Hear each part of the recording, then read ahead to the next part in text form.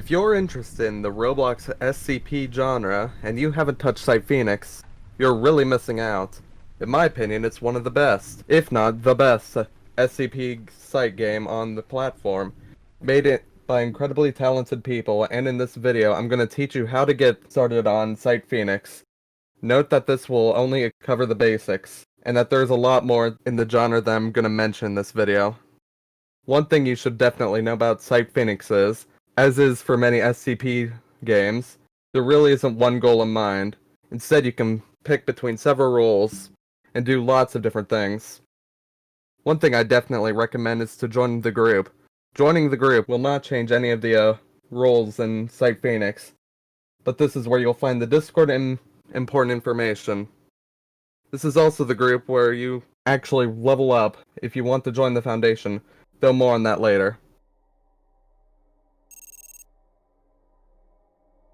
If you're joining Site Phoenix for the first time, or you're new, you're most likely going to be a Class D, the first role you'll receive. Whether you're in the group or not, in this SCP universe, Class Ds are the subjects that are mostly used with testing, and that happened in Site Phoenix too.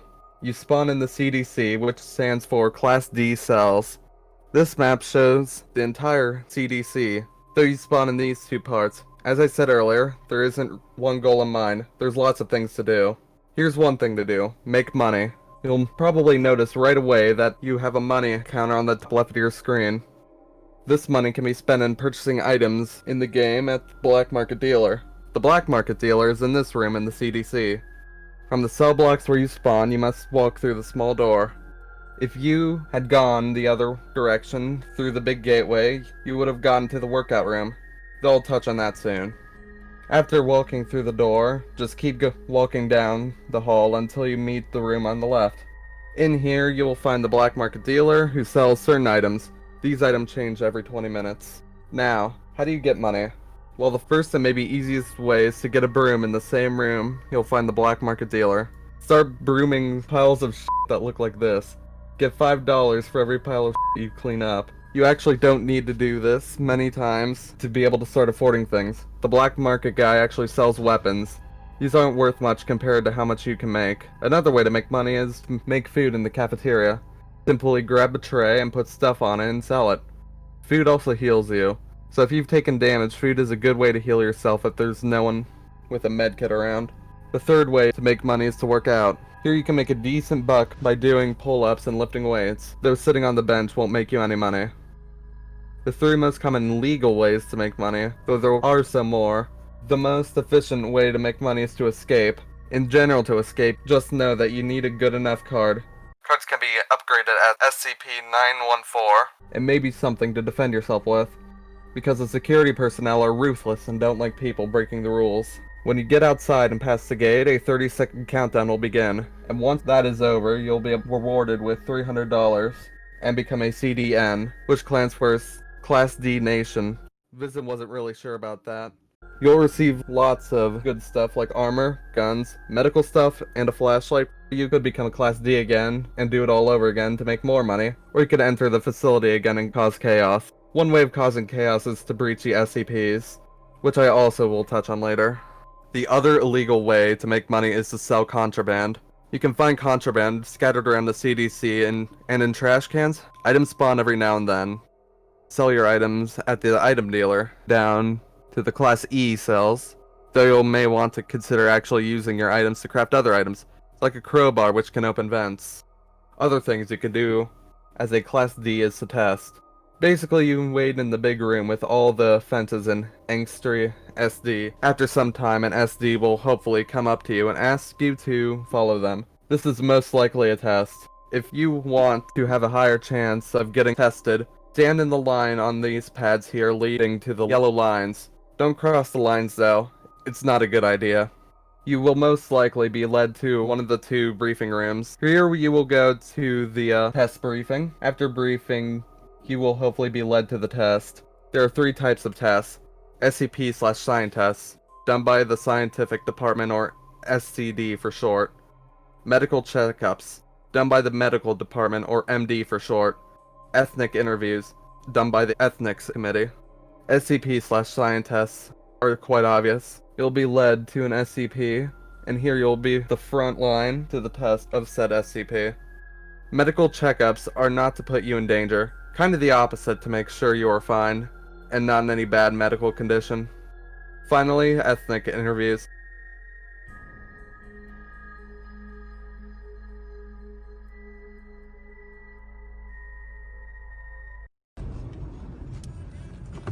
Yeah. If you wanna go, then you go to hill and go down. Why you get Okay, fried, yes, man? why? Are you crazy? You Because paranoid. you're You bloody, You- you bloody bastard. You bloody mother bloody you bloody you bloody bastard. Okay, have a nice day. Bye bye. Don't be afraid to mess up on any tests. You'll be explained quite clearly what to do. And if you mess up, the worst thing that can happen is you get killed. Basically, it's not hard to understand what you're supposed to do. The host will explain what to do and what not to do, clearly before the test actually happens. The final thing I should mention about being a Class D, don't be a douchebag. For instance, don't team kill. It's really a move, and if you do, musical will come and torment you for ages. If you do cause chaos and breach and kill, don't be toxic or anything. You're not contributing to society in any way then. If being a Class D isn't of any interest to you, and you want to do other things, consider joining the Foundation. The Foundation gives you even more opportunity. To join the Foundation, first make sure you're in the actual group, then join the Application Center game. I should have it linked in the description. If not, I probably forgot it, and please mention it in the comments. Here, you start level 0 first, by setting an application, which shouldn't be too hard to pass. From level 0, you can level up to 1, 2, 3, and 4 and 5 are HR ranks. Now being a high level is what gives you access to different key cards in the game, though you can't really do much until you join a department. There are the previously mentioned SD, MD, and SCD. SD is Security Department. They are the regular guarding of the CDC and the guarding of the tests in the facility. MD is the Medical Department. If you're in the Medical Department, you're responsible for the care of the wounded, not just the wounded Foundation personnel, but also the Class Ds, if they are innocent and hurt accidentally without reason. The Scientific Department do research on the SCPs. And once again, as mentioned before, I will talk about the SCP later in the video. You also have the Engineering and Technical Department, or E&T for short. They perform maintenance on the facility, like fixing generators. If a generator for a zone is malfunctioning, the lights in said zone will be turned off and you won't be able to see anything without a flashlight. This can be goddamn terrifying. You have the Mobile Task Force, or MTF for short. These guys can also operate a bit like SDs, though they should focus more on recontaining breach SCPs and repelling riots. Finally, we have the previously mentioned Ethics Committee. They make sure that everyone is following the rules, or as it's actually called, the Code of Ethics, which will also hopefully be linked in the description. These 6 departments all have their different ways of getting into. To get into some, you can pass an application through the aforementioned application center. Others are gotten into through tryouts or interviews announced on the Discord, which you should absolutely join. I will also try to remember to put the link for that in the description.